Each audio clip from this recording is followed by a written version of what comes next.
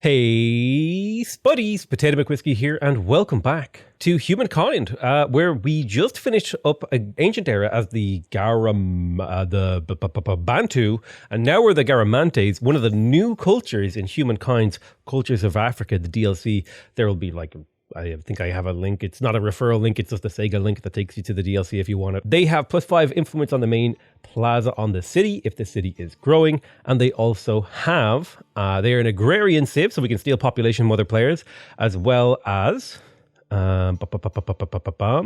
the Fogara, which is a really, really strong way to generate food in your cities, which is quite helpful because the Bantu, they kind of left us with a bit of a food deficit when we swapped over. We also have the Javelin Riders, which are quite powerful, 27 combat strength, ranged units that can move after attacking. And units that can move after attacking are incredibly powerful because essentially, if you imagine a single unit, let's say you have a wall of units all in a line on a hex grid. That means there's 2 tiles you can attack from. So you can effectively attack a unit with 2 units per turn. By being able to move, attack, and move, you effectively multiply the number of tiles you can attack a single unit from. So it's quite powerful. We're quite focused on growth. I think Magumba was worse, so I'm going to go ahead. Well, I was going to gold purchase this, but this shit got expensive quick. God damn. This is a content expansion, not a mechanics expansion. No, I think this is mostly a content expansion. I haven't seen any new mechanics yet. That would be my statement. That would be my response there. So in terms of progress technologically, we're in a new era. New era means new technologies. Does the game have a suggestion for me what I should go for? Well, this is my unique unit over here, so it wouldn't be a good idea to get that relatively early. I could also pick up Parade. I feel like Hydrology could be good here. +2 food on river. +2 industry on river, and +20 stability. This would allow me to kind of start to develop my cities in a really interesting direction. I broke my baby toe and had to get a cast up to my knee for months. I'm pretty sure I thought there was literally nothing they can do for your baby toe, and they just usually let it heal on its own. Am I crazy? So we built our first Fogara. I think I'm going to build another Fogara because it's our unique district. We're getting +2 influence per emblematic district. Is that due to the politics of my nation? Yes, it's because we've moved towards order, whatever this is. I can't remember what the thing is. Because we've moved towards freedom or individualism or whatever. So we're getting a little bit of extra influence for building these. It'll take 5 turns to build, but I think 16 gold plus a farm. Wait, do these even have a farming job on them? They don't. Interesting. So the Fogara seems quite good. So we'll get to work on those. Although 16 food there. Yeah, we'll take the 16 food. Solar. Let's do a solar calendar. How's your day going? My day was going great until I stubbed my toe and now it's purple and sore. See, now this osmosis makes sense. However, it totally doesn't make sense that my entire empire is being forced to change civic because of a cultural osmosis over here. My entire empire needs to change their civics because this one little city is having an issue. Well, I guess it is just a local stability problem, but you get what I'm saying? Are any of the new civs as broken as Khmer? I feel like Bantu are very game-changing. To the point where, I feel like they really sell the DLC. Really, really like the Bantu. We've got an 18 food over here on the river. Ideally, I want to build these near rivers if I can. 18 food here seems pretty good. I'll do it. And then what else we got? We got a 16 food right there. So we'll get our emblematic districts up. Hopefully this doesn't, cripple me. It seems like agrarian is the direction we want to go. Do we want to try to yoink? Population? Perhaps yoinking population is not the move. +2 population, +2, +1. +1 population from Hattusa and Mycenae. So I'm going to yoink them. It's 260 influence for this ability. For 2 pop, doesn't feel worth it. Let's make sure food is prioritized. I wish I could combine these together because I want them to split between these two. I just wish there was a little bit more granularity to the control here. You know what I'm saying? Anyway, city growth is a good policy. For this particular game. 22 food right there. Hello, nurse. Did you try putting ice on it? I don't have ice. It'll heal on its own. If it's not a big deal, it'll heal on its own.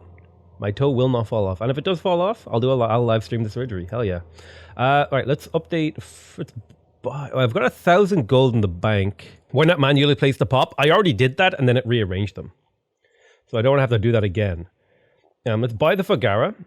I think. So now look at this food income, baby. I would say we are interested in growth and production. So I think +2 food on rivers here is really powerful. Flood irrigation. because we are working a lot of river tiles in terms of farming. So I think this is going to be a huge boost to our food in this city. And we'll probably do something similar in Macumba, and we'll go hard on growth. In fact, I might buy flood irrigation now so we can like boost hard on pop. So we're pushing hard for population here because that's our main goal for our era stars. In Garamana, let's get the pottery workshop. A little bit of influence, never went amiss. I think I do want to come in here and get +1 city cap. And I'd like to build a city over here, but we'll have to wait for 1,000 influence. But that will happen eventually. We will make it happen. We got another osmosis event. God, they want me to really... Well, thankfully, as far as I'm aware, this Defiant event doesn't stack. And do we actually want cheaper units right now? Let me have a look. Who is it that I'm having this with, this osmosis event? It's to do with the Hittites. I think I just refuse. And my hope is that by continuing to grow, I'll generate more influence and push back their influence. Fight event doesn't stack, it just refreshes the timer. That's still annoying, but it's not the end of the world. Let's buy the Fogara and then switch into the public fountain for 15 stability here, because we are having a bit of a stability problem. But we're not having a food problem. Actually, it's like 3 turns into this era and we've already fixed the food problem. I would love to get the Hanging Gardens of Babylon. Maybe stacking it on a food thing could be kind of interesting if we went for tea. You know what I'm saying? Otherwise, we would put it on the gold. What do you guys think? On the tea or the... I feel like early food could be kind of crazy here, especially if we're playing... You know what I'm saying? If I throw it on this tea right here, 14 turns, wonder, like this, get that wonder in record time, get a huge amount of food, lots of tea. I mean, I only have 3 tea, but like, you know. Let's go with the Sharjah. I'm going to prioritize getting my luxuries online because the AI are going to buy them off me and they'll also provide me empire-wide benefits. Like this is an extra 5 food. This is an extra 2% money in every city, plus it helps us towards our builder stars. So I think prioritizing getting these luxury and strategic resources online and off the ground, I think really benefits me now that I'm not using like all of my influence for expansion. You know what else we could do? Strategics might be a thing to do as well. So if we're looking at the city of Garama, I may go ahead and buy myself a harbor and then join this territory to the city. Boom, expansionist star, very cool.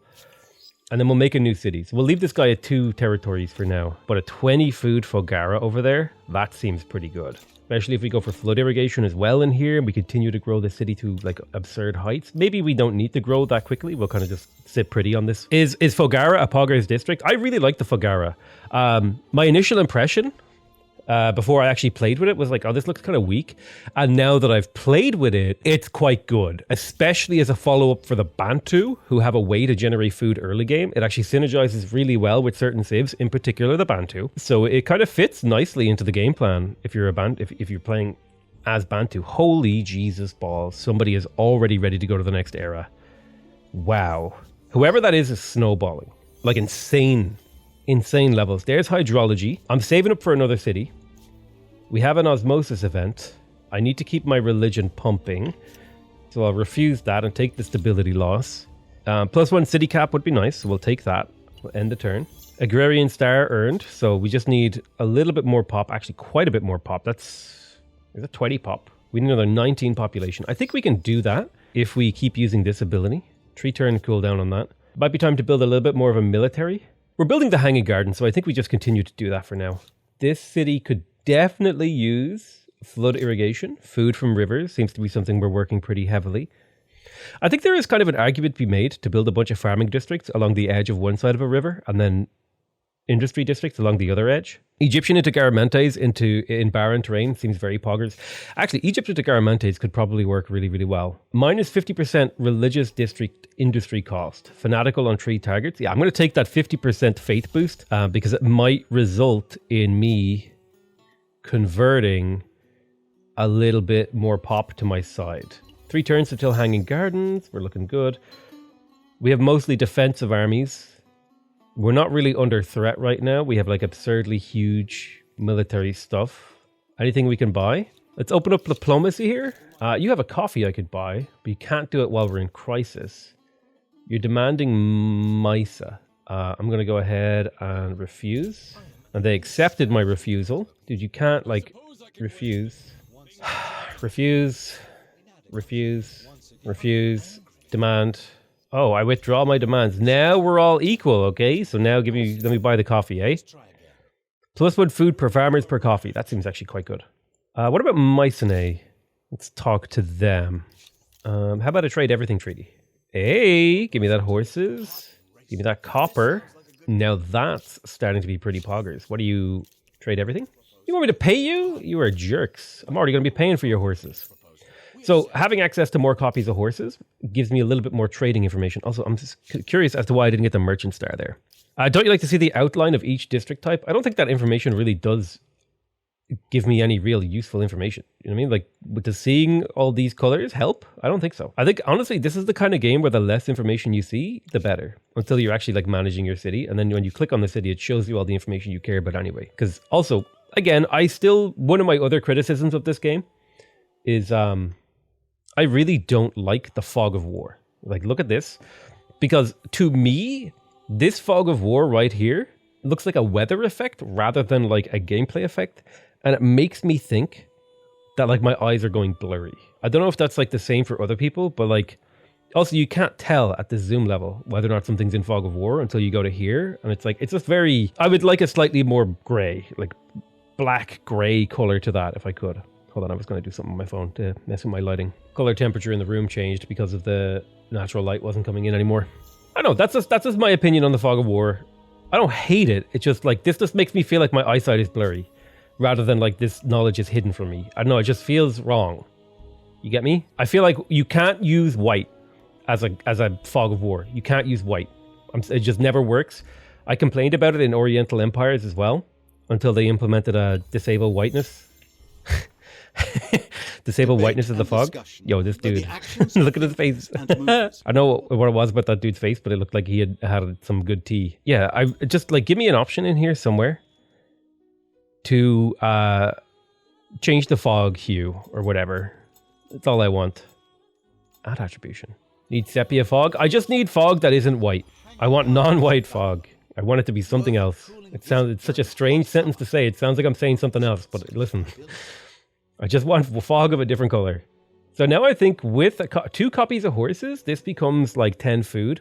It's pretty good. I don't think it's necessary. We're already making like stonking amounts of food in here. We're growing at 48% per turn. We can hold off on getting animal barns. I think we could go for watermill here. It's like a good amount or a little bit of production. In terms of districts, we're pretty close to silver.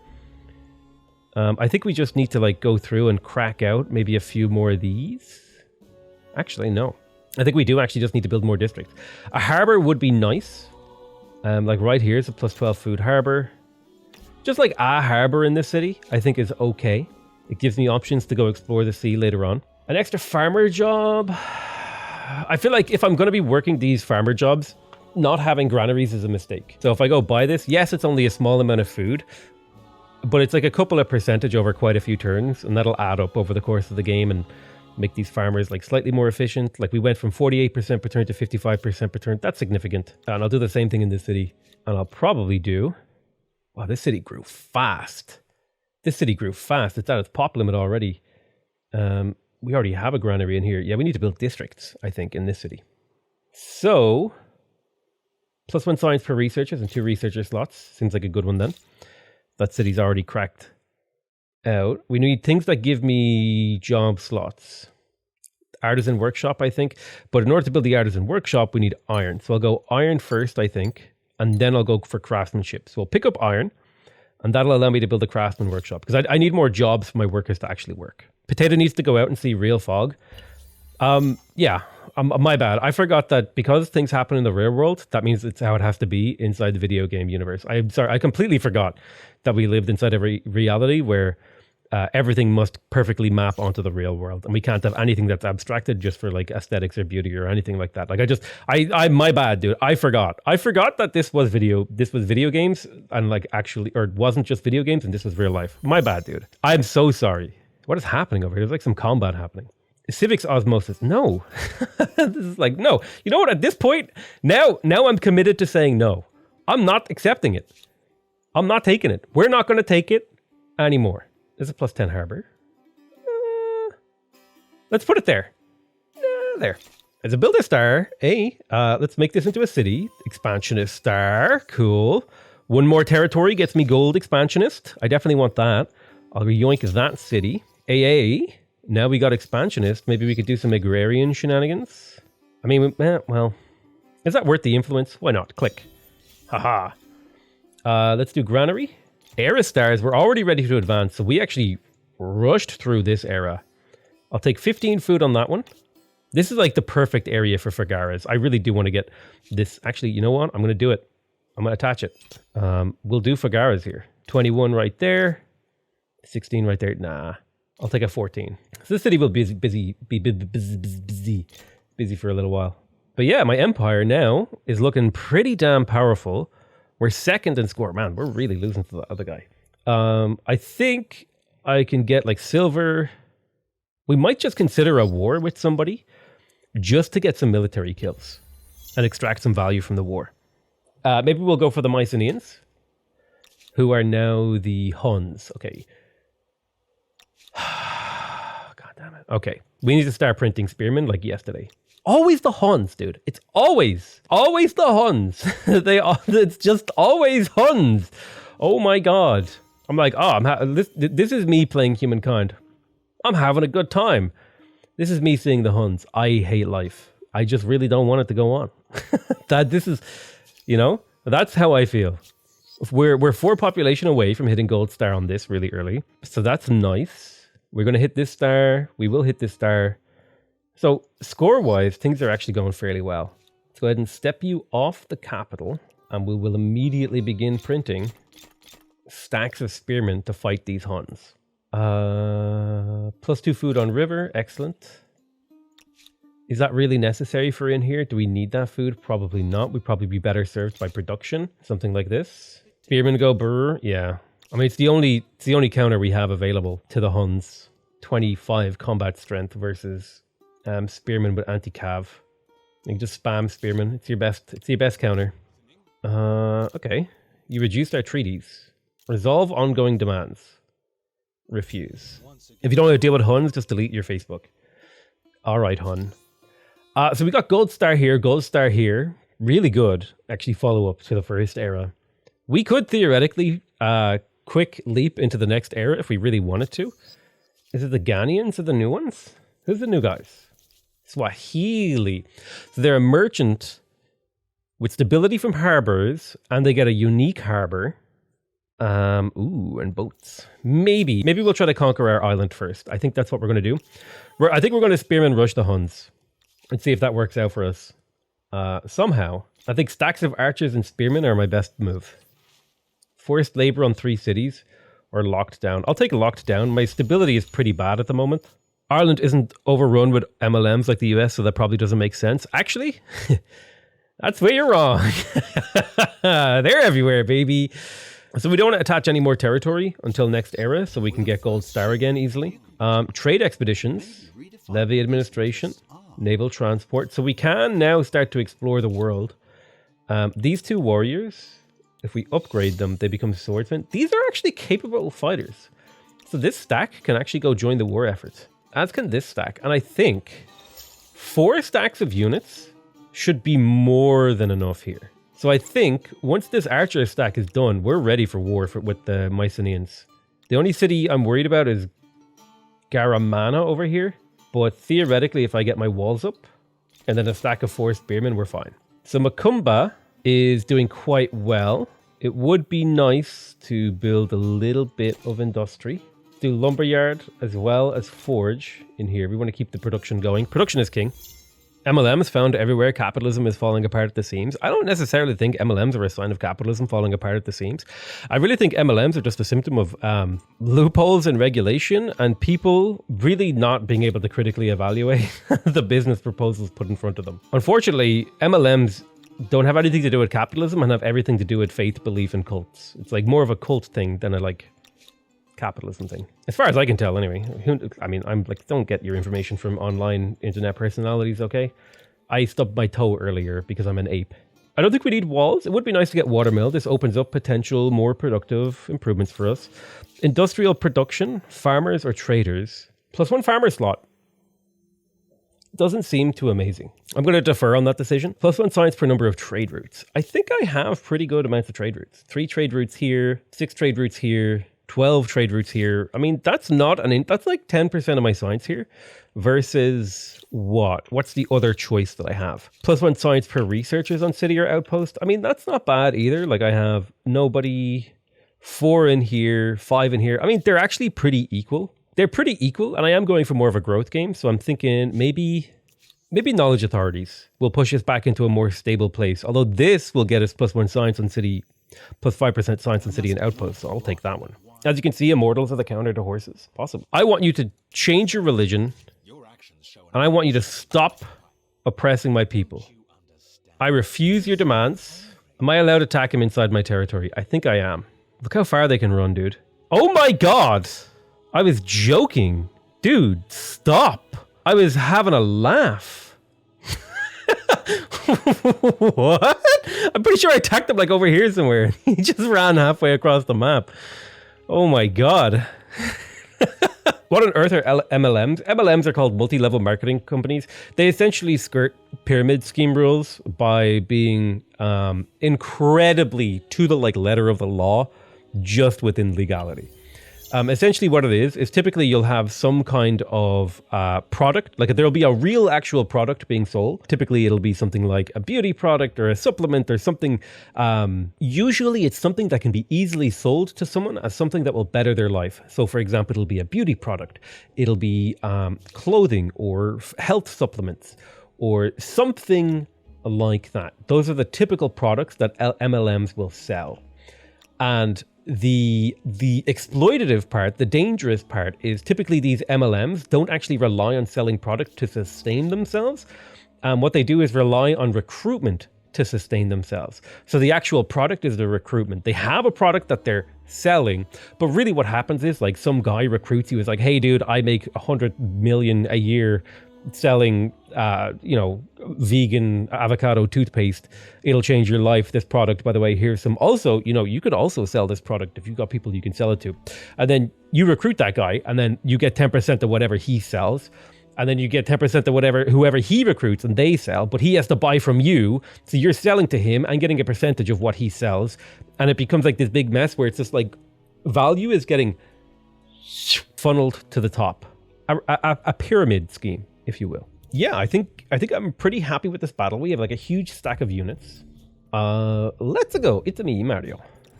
So I go first. Let's make sure we concentrate fire. And bring our spearmen forward. Swordsmen are actually pretty good here. So let's make sure we have as many units stacked on the front line as possible. You go there. You go there. I didn't mean for you to attack yet. You didn't attack, so that's good.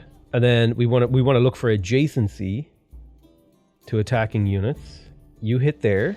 You hit there. You hit there. You step forward. Hit there. You hit there. You hit there. So if they have one unit left, I'll turn on auto battle and just like let it go. Maybe I'll just attack the Huns. Honestly, it's the best way to deal with them. Like unironically, the best way to deal with the Huns is to just go on the offensive. Like build a huge stack of like archers, swordsmen, and spearmen, and then just like shove them into their borders and like put them to sleep. It's like it's nighttime Huns. Get out of here. But the Huns have been destroyed with facts and logic, known as spears, as is appropriate in the game of Humankind. In the game of Humankind, you win or you die. Oh, I definitely would like to get Javelin Riders. I'm going to unlock Mounted Warfare. What's your take on NFTs, Potato? It's a bunch of dumb people who spend too much time online reading about financial stuff without any of these tools available to them to actually interpret the data or information, trying to scam each other. That's literally all of NFTs. And then there's like 5 dudes who think the technology is cool and could like revolutionize the world, who are trying to like do the right thing, but they're just ignored. That's NFTs, okay? Haha, you're attacking me. How dare you approach me? What is this? A scout rider. I like this. They added new graphics for the scouts. I love that they're adding new cultural graphics. Did you name your spears? Matter of fact, I will now. This spearman will be facts. This spearman will be logic. Wait, I can name the regiments. Facts, logic. What's another good name? So I can say owned with facts and logic. Owned with facts and logic and rhetoric. I had better rhetoric than you. And then what's the other one? Reason. I had just minted an NFT of the stream. I had to set 4 koalas on fire to pay for the energy cost, but it's a sacrifice I'm willing to make. Reason? Reason is a good one. Facts, logic, and reason. as well as rhetoric. I'm going to screenshot your face and make it an MFT. Potato, give me a pog. There you go. If you can sell that NFT for $100, I'll give you the rights to it. I'll watch your stream. You know a lot. Do you find... how do you find to reach that much? And do you read most of your stuff online a few hours a week at the library? Honestly? You don't want to know how I learn things. If I told you how I learn things, you guys would be mad. Okay? I'm not telling you. You guys are going to be mad when I tell you. You guys can't handle the truth. Okay? That's what I'm going to say right now. Challenge accepted. If somebody can guess how I learn the majority of my information, you'll get a VIP. Okay? You'll be a VIP for the rest of the time. So in terms of the House of Scribes, he watches Destiny. God damn it. That's what I do. I just throw him on in the background, and then I like decide who's the most right in the situation. And it's like the easiest win in every conversation ever. You just like listen to one Destiny debate, and then like 99% of people haven't done the effort that he has. And then I can just like do like 5 minutes of fact checking to make sure he isn't making shit up. And then I'm like, I'm good to go, baby. The other thing to do is read Reddit and then just like think the exact opposite of whatever the most upvoted comment is. That's another good meme. So go to anti-work, like read all of anti-work, and then like just formulate an opinion that's like the exact opposite of that, but make sure you keep the sentiment in mind. So yes, like work sucks, but you guys are crazy. That's working really well for me lately. We got big battles here. What do we got? They're going to go first. So we want to avoid rivers. Let's play it real safe. I think this layout works fine. They're probably going to kill my archer here. So we're winning this battle pretty handily. We're destroying the Huns. Let's try and escape. Can we get that kill for free? Perfect. Okay, so we've managed to kill 3 of them. And we're still in good position. Maybe I can debate them to come out of the city. Okay, what was that? Potato learns most of his physical and chem knowledge from Artificer in his D&D group. True. But honestly, most of the knowledge I have in my life is basically just absorbed passively from like listening to interesting people, like interesting YouTube channels, interesting people talk. Like I like to listen to some online debaters, like, you know, you've got like the big 3 original, like Richard Dawkins. You've got, what's his name? Jesus Christ. The original Dark Horseman, you had like Sam Harris, you had all these kind of guys. I used to listen to those guys when I was a bit younger. So that kind of gave me some tools to critically evaluate and like think about the world. But then I kind of grew out of those guys. And then for entertainment, I like to listen to like online Twitch politics because, you know, it's an absolute just travesty, insanity fest. That's like incredibly entertaining. There's no path to it. So what are you saying? I can't like go up into the city. So really I think really what's important is if you have a big diversity in like the source of your information, right? I don't understand why I'm getting zone controlled here. But if you have like a big diversity in the sources of your information, you will have various places that you can pull from in a knowledge sense. And having a big diversity of information is like a really good way to be able to analyze the world, like in a general sense. You'll be able to, once you have like a big general block of knowledge to pull from, you'll be able to start to like, you'll hear a very small amount of information from something, and then you'll start to be very easily able to build like an abstract understanding of what that thing is from a very small amount of information. So like, anyone who knows what they're talking about will be like, whoa, you know nothing, but you know enough to be dangerous. Like you know enough that you could figure it out very quickly. So like having a very broad level of information to pull from is really, really useful. And then also just don't be afraid to be wrong, I think is one of the big things. I think a lot of people are like, don't be afraid to be wrong and accept when you are wrong. Like that's huge. If you could just be wrong, don't sweat it. You're fine. There's nothing wrong with being wrong. I like actually can't see what I'm trying to kill here. He's up on the hill is the problem. A lot of people panic when they have the possibility of being perceived to be wrong. Just be like, okay, I was wrong. Whoops. No big deal. My bad. I think in order for that to be true, you have to kind of like separate your ego from being right. I think far too many people are like, if I'm wrong, I'm bad. Which is like the wrong way to think about things. If you're wrong, it's an opportunity to grow, which I know sounds like that's almost like a Facebook mom comment where like that being wrong is an opportunity to grow. But it's like unironically true. Now I think I can just take the city for free. So they attacked me and I completely obliterated them. And I got my bronze star here. I remember when Joe Rogan was a stand-up comedian instead of Gwyneth Paltrow from Men. Oh, Jesus. We're reaching dangerously based comments here. Yeah, what happened, Joe? But now, oh my God, what are they just printing units to throw at me? Can I have an opportunity to take this city and like reposition my army? This army is now, I think it's had all of its movement points absorbed again, so I won't be able to move them again.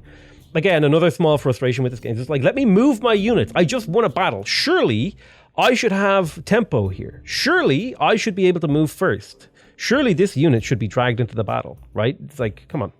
Everybody was getting me to face my fears. Here's the thing. Every person probably has value to be extracted from them, but you should never base your entire personality around a single person. That's how you get cults of personality, and that's how you get crazy weirdness, all right? Try to like figure out what valuable things people have to say. Joe Rogan probably has some valuable things to say, right? But you probably shouldn't listen to Joe Rogan about everything, because as he says, he's an idiot. He doesn't know anything, right? He will say this to you himself. I'm going to bounce this archer out. And like, people forget that. It's like, you need to listen to that part of what he says. Let's go ahead and build that iron mine. I don't have any small great people or small civilizations to assimilate. His guests have great value. I think, honestly, they've been really hit and miss lately. I was on the Joe Rogan train for a little while when he was having like really interesting, thoughtful, insightful people on. But then he started having people on, especially, I think in the last 2 to 3 years, he really lost me. I used to watch it like fairly regularly because he would have like people who I was really interested in listening to. He would have like, I think he had like the CEO of Twitter, but then he started going weird, man. It just got weird. It made me uncomfortable to keep watching him. So I was like, okay. He went off the deep end. Okay. Call a spade a spade. Don't call a spade a jack, or don't call a spade a club. It's a spade. See, like, this is really annoying. Like, really, like no zone of control, none. And they get to just walk back into the city like nothing changed. Like no zone of control, none. You see where I'm coming from with some of these things?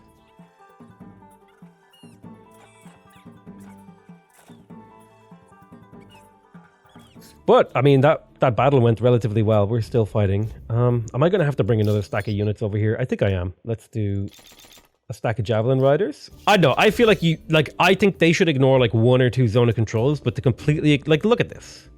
This is a bit much, in my opinion. This is too much mobility. To where it's like, okay, really? Because I'm losing units now for no reason to this battle. And also, the music is like looping on top of itself, which is kind of triggering me.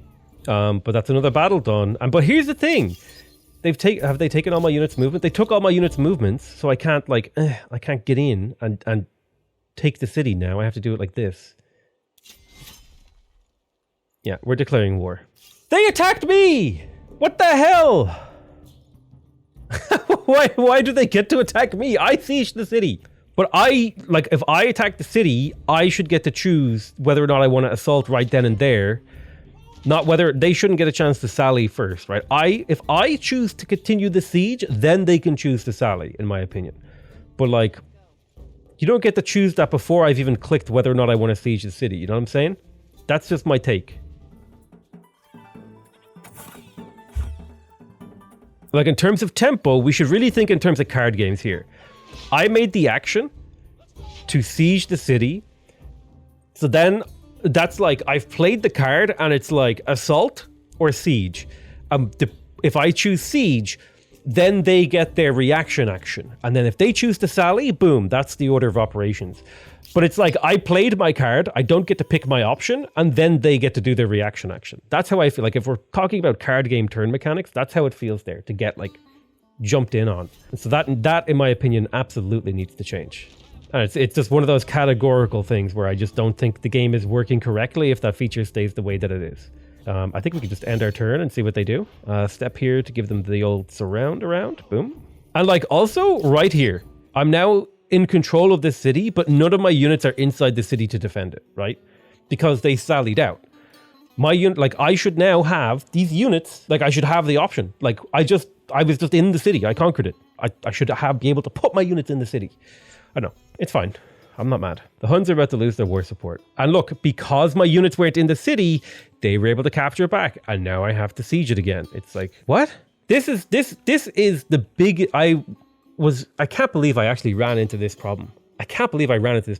Like, they should never, ever... If I have this city sieged, I have that land de facto. You cannot, like, force me off of that land by forcing them into a vassal relationship.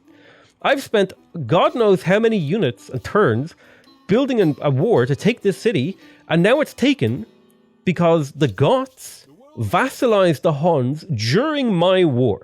I'm sorry, but if you vassalize somebody and I'm occupying their city, you don't get to unoccupy the city.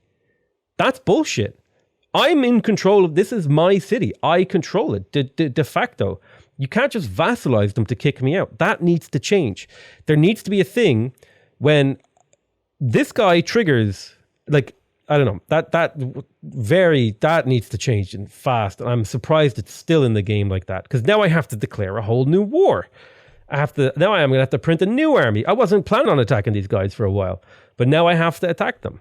Now look, I know that will be fixed eventually. It's important that we talk about our frustrations with a game. Like the game, again, I'm having a lot of fun with the game, but that's a big frustration right there. Like there are these moments in this game that are tension points of incredible frustration, whereas like 95% of the time, it's extremely fun.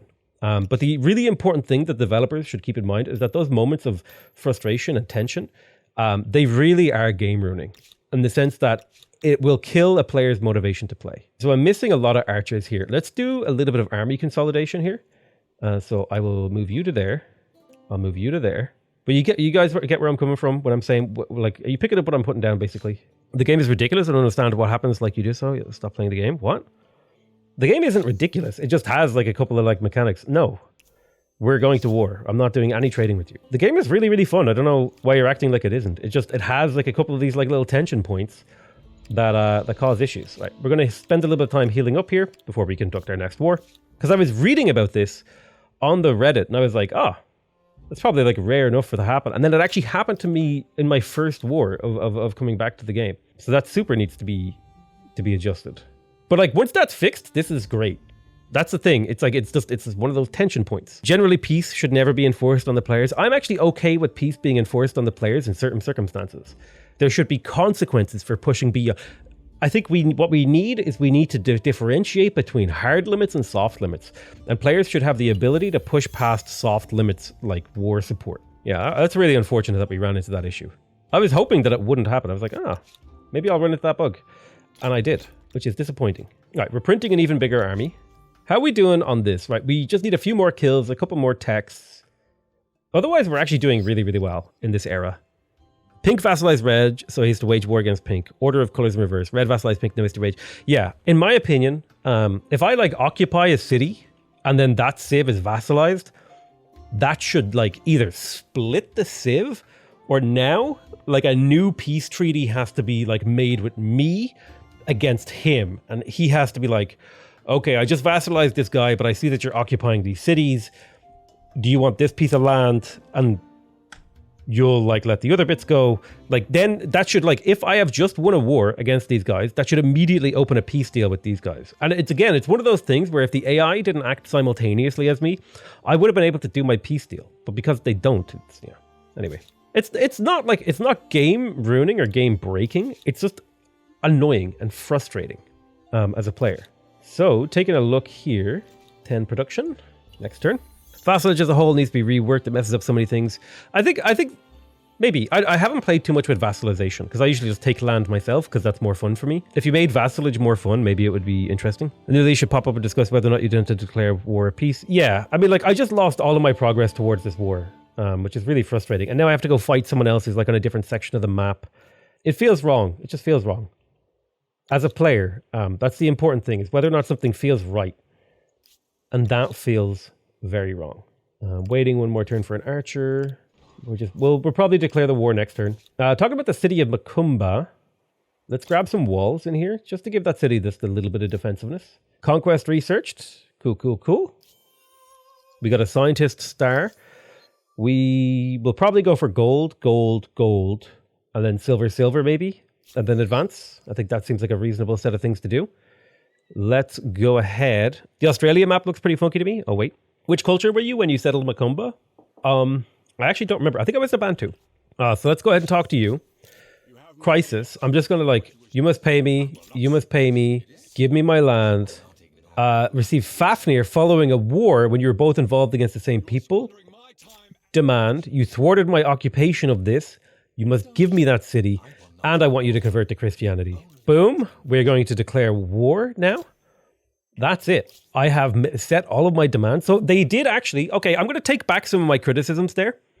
They actually implemented some demands and resolutions based on getting vassalized. Someone getting vassalized, because I was going to go for Fafnir and stuff like that. But then the Goths managed to snipe the war off me.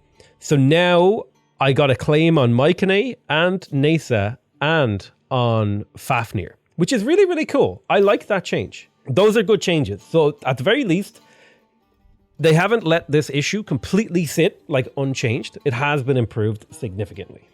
So that's good at least. So that's quite good. Let's go ahead and make sure we declare that war. We have declared the war.